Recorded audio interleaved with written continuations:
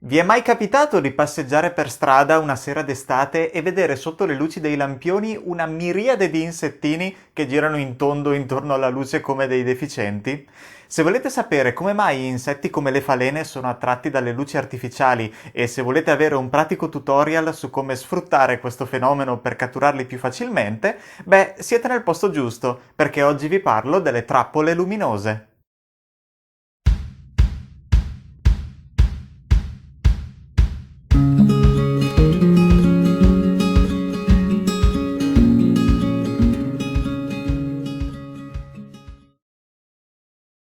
Ciao a tutti e benvenuti nel mio canale. Io sono Niccolò e quest'oggi, dopo un sacco di tempo dall'ultimo video di questo tipo, vi parlo di un metodo di caccia agli insetti molto comodo, le trappole luminose.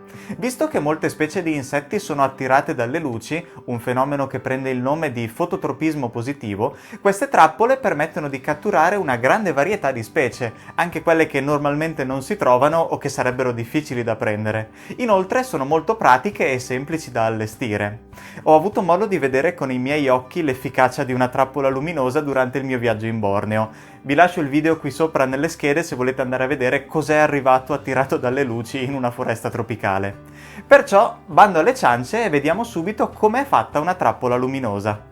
Se non volete farvela da voi, le trappole luminose si possono acquistare già pronte, ad esempio alla fiera di Entomodena oppure in alcuni negozi online. Vi lascio qui sotto in descrizione i link per il sito della fiera e anche per alcuni siti web che le vendono. Tuttavia, costruirsi da sé una trappola luminosa non è affatto difficile. I materiali da costruzione si possono reperire abbastanza facilmente e inoltre questo permette di adattarla alle proprie esigenze. Qui vi mostrerò come ho costruito la mia trappola, ispirandomi a quella che si è costruito Edoardo e che forse avrete già visto nello scorso video funzionare egregiamente nella foresta del Borneo, attirando una quantità di insetti veramente allucinante. Sappiate però che esistono molte varianti di trappole luminose e potete costruirvela un po' come vi pare, il limite sta solo nella vostra fantasia. I materiali da costruzione di base sono un lenzuolo bianco, un tubo rigido, dei nastri di luci LED molto potenti, una powerbank, un gancio o un piedistallo. Se poi volete si possono aggiungere anche delle aste e dei ganci come supporto o altri tipi di luci. Il lenzuolo è il punto dove gli insetti volanti andranno a posarsi. Il colore bianco serve non solo per riflettere la luce e amplificare il potere attrattivo della trappola, ma anche per poter vedere bene gli insetti che si posano sopra. Un'accortezza: se usate una luce UV, guardate se il tessuto del lenzuolo è in grado di rifletterla, perché non tutti lo fanno. Ad esempio, il cotone va bene, mentre molti tessuti sintetici no. Per controllare se il lenzuolo è adatto, basta provare ad illuminarlo con una luce UV e vedere se la riflette. Se risulta nero non va bene. Volendo si possono usare anche fogli di carta comune da fotocopie che riflettono la luce UV. Se invece la lampada fa luce bianca, questo problema non si pone. Parliamo adesso delle luci. Quali scegliere? Beh, dipende da che tipo di insetto volete attirare. Lo spettro visivo di questi animali comprende parte dell'infrarosso, tutta la luce visibile e sfora nell'ultravioletto fino a circa 250 nanometri. Potete quindi sbizzarrirvi a scegliere la luce del colore che preferite e soprattutto sperimentare, perché specie di insetti diverse sono attratte da lunghezze d'onda diverse. La luce UV, cioè quella a lunghezze d'onda inferiori rispetto alla luce visibile, dai 400 nanometri in giù, funziona bene un po' per tutti i coleotteri e anche per molti altri insetti. È consigliabile utilizzare il cosiddetto UV vicino, cioè quello la cui lunghezza d'onda è simile alla luce visibile, attorno a 400-390 nanometri, non perché attiri di più gli insetti rispetto all'UV lontano, ma perché è meno dannoso per la vista. Non guardate direttamente troppo a lungo una lampada UV, perché potrebbero esserci dei problemi, che nel caso di UV vicino sono solo temporanei, mentre con l'UV lontano possono diventare anche più gravi. Un'alternativa all'ultravioletto per i coleotteri è utilizzare una luce turchese, tra i 500 e i 520 nanometri. Come forse saprete, la luce bianca è formata da una combinazione di luci di tanti colori diversi, quindi una lampada bianca non emette una singola lunghezza d'onda, ma emette quello che viene chiamato uno spettro di lunghezze d'onda. Le luci bianche poi non sono tutte uguali, lampade diverse possono avere spettri diversi e di conseguenza attireranno specie diverse. Inoltre, più lo spettro è largo, più è vario l'assortimento di lunghezze d'onda che la lampada emette, e quindi è più vario anche il tipo di specie che verranno attirate. In genere i LED bianchi funzionano meno rispetto a lampade bianche di altro tipo, perché il loro spettro è più ristretto. Ci sono poi dei casi particolari, ad esempio i maschi delle lucciole saranno attratti se utilizzeremo la stessa lunghezza d'onda che usano le femmine per attirarli per l'accoppiamento. Mi è capitato una volta in montagna di vedere la tenda dove stavo campeggiando letteralmente invasa da maschi di lucciola quando Edoardo, che era lì con me e saluto, ha acceso la luce rossa della sua lampada frontale. Probabilmente per caso una delle lunghezze d'onda emesse da quella lampada era la stessa utilizzata dalle femmine per attirare i maschi. Infine la luce infrarossa, che è quella a lunghezze d'onda maggiori rispetto alla luce visibile, attira dei particolari insetti attratti dal calore, come ad esempio le melanofila, che si riproducono sul legno bruciato di recente. Una componente di infrarosso nelle lampade c'è sempre, banalmente perché dopo un po' la lampada si scalda. Per quanto riguarda il tipo di lampade che si possono utilizzare, vanno bene sia lampade a incandescenza che a fluorescenza, cioè i classici neon, o anche luci LED. In genere i più pratici sono proprio i LED, perché sono più leggeri e meno ingombranti e delicati rispetto alle luci al neon. Inoltre richiedono meno energia per funzionare e possono stare accesi più a lungo. Per quanto riguarda la potenza, in genere più la luce è forte e meglio è, però ci sono dei problemi con lampade molto potenti. Non possono restare accese molto a lungo e hanno bisogno di una grande quantità di energia, molta di più di quella che può fornire una semplice power bank. Inoltre alla lunga diventano anche repulsive, cioè attirano gli insetti ma questi restano ad una certa distanza e sono quindi più difficili da prendere. Con lampade un po' meno potenti invece gli animali arrivano direttamente sul telo. Per la mia lampada ho scelto i LED per praticità. Un buon compromesso di potenza con i LED è 10-20 watt, non vale la pena superare i 40. Nella lampada che voglio costruire sto usando due nastri di luci LED, uno blu e uno ultravioletto, che incollo a spirale sul tubo, in questo modo.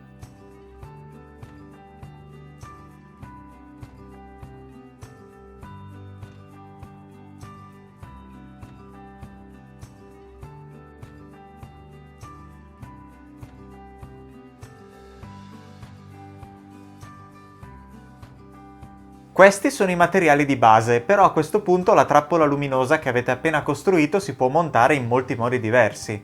Quello che abbiamo usato in Brunei, il più semplice di tutti, consiste semplicemente nello stendere per terra il lenzuolo bianco e posizionare al centro un supporto, come ad esempio il treppiedi della macchina fotografica, per reggere la lampada. Appena si spegnevano le luci del centro di ricerca, venivamo invasi da insetti di tutti i tipi, perciò direi che ha funzionato egregiamente. Inoltre gli insetti sono particolarmente rincretiniti quando girano intorno a una lampada e questo permette di catturare anche animali che normalmente sarebbe impossibile prendere. Sto pensando alle cicindelline blu maledette del Borneo che, Madonna Santissima, di giorno erano dei fulmini, sembravano sotto cocaina perennemente, però di notte si lasciavano prendere praticamente a mano. In alternativa si può sfruttare meglio il potere riflettente del telo bianco mettendolo in verticale. Alcune trappole luminose in vendita sono praticamente delle piramidi di tessuto bianco su cui vengono appese le lampade, ma se vogliamo restare sul fai da te è sufficiente utilizzare dei piedistalli e delle aste per tenere in piedi il telo, oppure si può appendere ad un albero. Se tutto va bene, gli insetti verranno attirati e si poseranno o si schianteranno sul telo. In questo caso è bene utilizzare anche un secondo lenzuolo da mettere steso per terra sotto al primo, così gli insetti che si schiantano sul lenzuolo verticale e cadono per terra saranno più facili da individuare. Infine, ultimo allestimento che vi propongo e poi lascio a voi la palla, è possibile anche costruire una trappola luminosa che non ha bisogno di essere controllata costantemente. Infatti, se si mettono delle bacinelle piene di acqua e sale o di un qualsiasi altro liquido conservante sotto la lampada appesa, gli insetti che verranno attirati ci cascheranno dentro e sarà più facile poi recuperarli dopo un po', con tutta calma. Questo allestimento però non funziona con farfalle e falene, semplicemente perché questi insetti in un liquido si spappolano. Come vedete non stiamo parlando di fisica quantistica in quanto alla costruzione di un aggeggio del genere. E arriviamo quindi all'ultima questione: dove e quando allestire una trappola luminosa? E questa forse è la nota dolente, perché come potete immaginare una trappola di questo tipo funziona bene se non ci sono luci forti intorno. Perciò, nella scelta del luogo, è bene evitare le aree molto antropizzate, in cui ci sono talmente tante luci artificiali che potete star certi che alla trappola arriverà poco o niente. Bisogna tenere in conto anche la luce della luna, perciò bisogna monitorare le fasi lunari e il meteo. La situazione migliore sarebbe una notte di luna nuova o nuvolosa, con poco vento per far sì che gli insetti riescano a volare più facilmente. Inoltre è consigliabile anche sfruttare le prime ore di buio, che sono il periodo della notte più caldo e in cui girano più insetti. Infine, le notti umide tendono ad essere più fruttuose. I posti migliori per il posizionamento sono ambienti aperti, come ad esempio ampie radure in mezzo a un bosco, praterie oppure lungo i fiumi, in modo tale che la luce della lampada si riesca a vedere anche da grandi distanze. Per il resto, la caccia con una trappola luminosa è uno dei tipi di caccia più rilassanti in assoluto. Una volta posizionato il tutto, si accende la lampada, ci si mette comodi e si aspetta. In realtà poi nel frattempo è bene anche fare un giro nei dintorni per vedere se stanno arrivando insetti attirati dalla luce, e controllate sempre prima di smontare il tutto non soltanto nelle pieghe del lenzuolo ma anche sotto di esso, perché alcuni insetti per qualche motivo si infilano lì. Poi tenete presente anche che le trappole luminose sono veramente imprevedibili. Uno la può piazzare 2 sere di fila nello stesso posto, in condizioni di meteo, temperatura e umidità apparentemente identiche, e ottenere 2 risultati completamente diversi. Un giorno non arriva niente e il giorno dopo arriva l'universo. Mi trovo in questo momento in un bosco ripariale di pianura.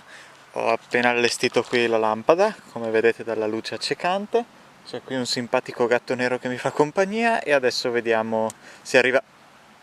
Stavo dicendo se arriva qualcosa quando si è schiantato questo maggiolino. Neanche 2 minuti! Signori, la lampada funziona! Questo qua è... Sì, è proprio il classico maggiolino. Melolonta, melolonta. Molto carino.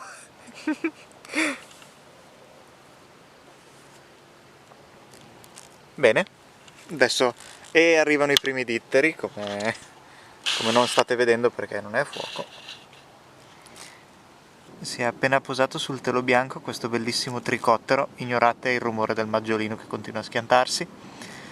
E poi arrivano anche questi piccoli insettini qua, sono sempre dei coleotteri ma della famiglia degli stafilinidi, e un sacco di mosche che mi stanno ronzando intorno alla faccia.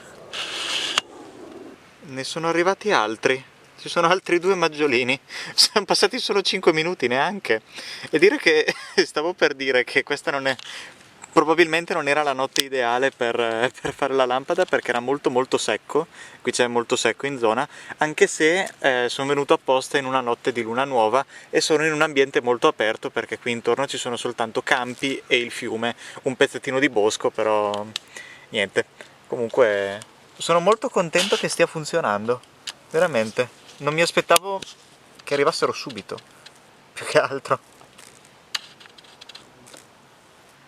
Visto che stanno continuando ad arrivare maggiolini, adesso siamo circa a 7, direi che la trappola funziona, quindi ottimo!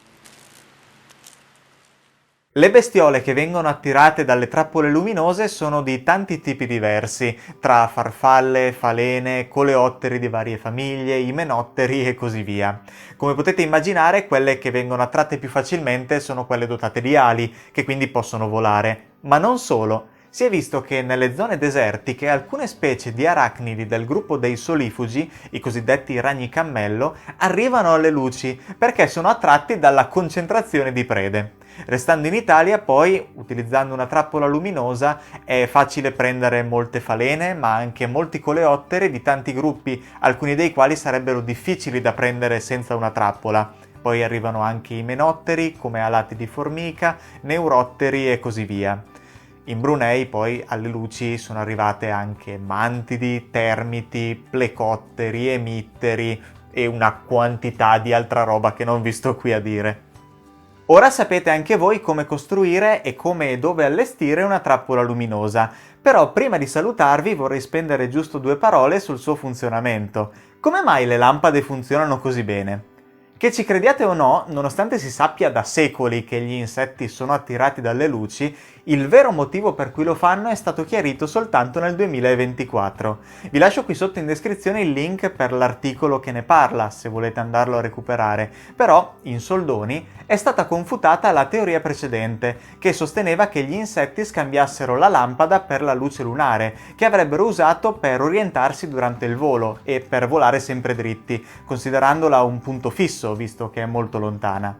L'idea era che, scambiando la lampada per la luna, l'insetto, per mantenere lo stesso angolo di volo rispetto ad essa, inizierebbe a girargli intorno, in una traiettoria spirale sempre più stretta. Nel nuovo studio si è visto che in realtà il fototropismo positivo è dovuto ad un altro fenomeno, la cosiddetta risposta alla luce dorsale. Gli insetti volanti, durante la notte, per riuscire a volare diritti, hanno bisogno di sapere dov'è l'alto e dov'è il basso, e per farlo utilizzano la luce del cielo notturno, che per forza di cose è sempre in alto. L'insetto percepisce la direzione della luce e si orienta mantenendosi con il dorso in direzione della fonte luminosa. Questo funziona alla perfezione in natura, però quando c'è una luce artificiale, l'insetto tenderà a rivolgere il dorso verso di essa, e questo porta all'attrazione nei confronti delle lampade, che in realtà non è una vera e propria attrazione, è solo apparente. La luce non attrae gli insetti, ma li disorienta soltanto. Il problema in tutto questo è che con l'inquinamento luminoso il ciclo vitale degli insetti è disturbato in una maniera spaventosa, e questo sta contribuendo non poco al declino delle popolazioni e al collasso degli ecosistemi. E dopo avervi dato un motivo in più per avere l'ansia, direi che anche questo video tutorial può terminare qui. Spero vivamente che vi sia piaciuto e che vi sia stato utile. In tal caso sentitevi liberi di lasciare un mi piace o un commento, e magari fatemi sapere se avete già provato a fare delle lampadate e com'è andata. Io ringrazio moltissimo gli amici Edoardo Pulvirenti e Maurizio Gigli per avermi aiutato nella stesura del copione e per avermi fornito una marea di informazioni sul funzionamento delle trappole luminose e su come costruirne una. Grazie mille ancora. Però direi che è arrivato il momento dei saluti. Come sempre vi ricordo che se non l'avete ancora fatto potete iscrivervi al canale e attivare la campanella degli avvisi per non perdere i prossimi video. Infatti la settimana prossima uscirà il secondo episodio del nostro viaggio in Borneo, in cui ci metteremo a piazzare trappole un po' dappertutto. Inoltre la settimana successiva arriverà il prossimo episodio regolare, che sarà su delle mosche che non sembrano vere, ma nemmeno un po'. Ciao a tutti!